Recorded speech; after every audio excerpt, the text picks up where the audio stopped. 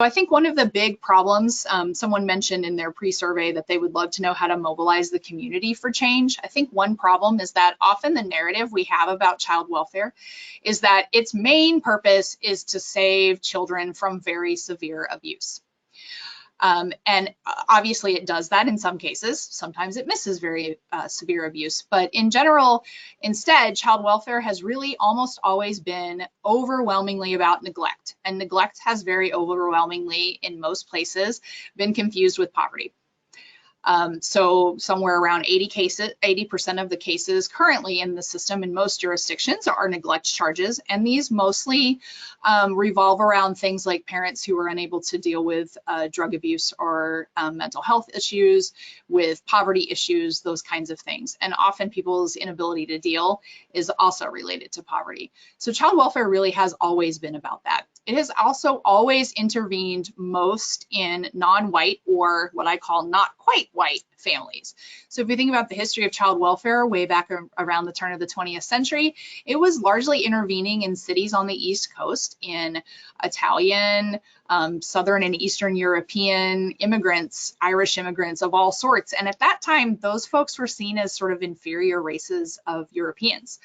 And then also around the same time, removal of Native American children as a way to interrupt that culture. So it's always been something that's intervened in folks sort of at the bottom of our hierarchies, both in terms of class and race and ethnicity. And a lot of the time, the system way too often focuses on removing children to save them, to get them to better homes, rather than on actually dealing with the root causes of why children might not be thriving. And that really comes down to poverty and inequality. And fear of missing very severe abuse leads to all kinds of issues with how people make reports, and especially what happens in the aftermath of a child death. And so the Daily News cover I have off to the right, obviously it's the Daily News, it's very sensationalized, but this was an event that happened right before I did my field work, the death of a little girl named Nix Mary Brown, who's pretty brutally beaten by a stepfather, and wasn't removed from the home. In part because caseworkers were too overwhelmed to really investigate. So that kind of fear of missing those things often leads people to make reports just to be safe, and then can get people caught up into systems that are often not really getting at root causes and can be coercive rather than helpful. So when we look at neglect, like I've already mentioned really briefly, the root cause of a lot of the cases we call neglect comes down to poverty. It comes down to folks that are not getting their basic needs met, and how not having those basic needs met, how the hopelessness of those kinds of situations can make it really difficult for people to cope with addiction, with mental health issues, with domestic violence. And so often when we dig into cases, it's really a lot about that. Another huge factor, especially over the last probably 20 years or so, has really been criminalization and over-policing in BIPOC communities. So that would be Black and Indigenous people of color, communities like that. And how much sort of police presence in a lot of poor neighborhoods leads to cases. This also goes in terms of rural areas and more white areas. So where I am here in Western Wisconsin, it's the methamphetamine epidemic.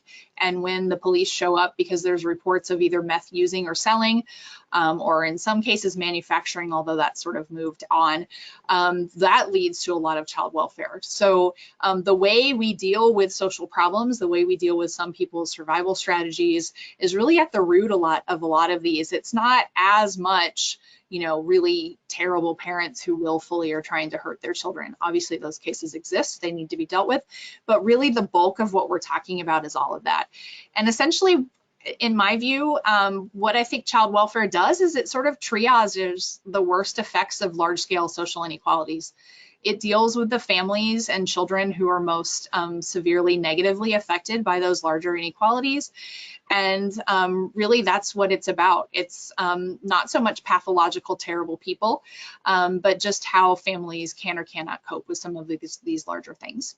Racial disproportionality, another huge issue that I'm sure a lot of people in this room are very well aware of. These are just some recent statistics. They're several years old, but the most recent ones I could find. So we've got Black children being nearly twice as represented in the foster care population as in their percentage in the general population, with American Indian and Alaska Native children 2.5 times more likely to end up in foster care than what you would expect based on their representation in the larger population. So racial disproportionalities and the role of biases related to race is another really important issue. That's a very difficult systems one to tackle, but one that really has to be tackled if we're going to make a better system. Service issues, another perennial problem. I'm sure everyone in the room is aware of this, but really just the idea that services, the things people really need to be able to take care of their children the way they truly want to, are often scarce or unavailable.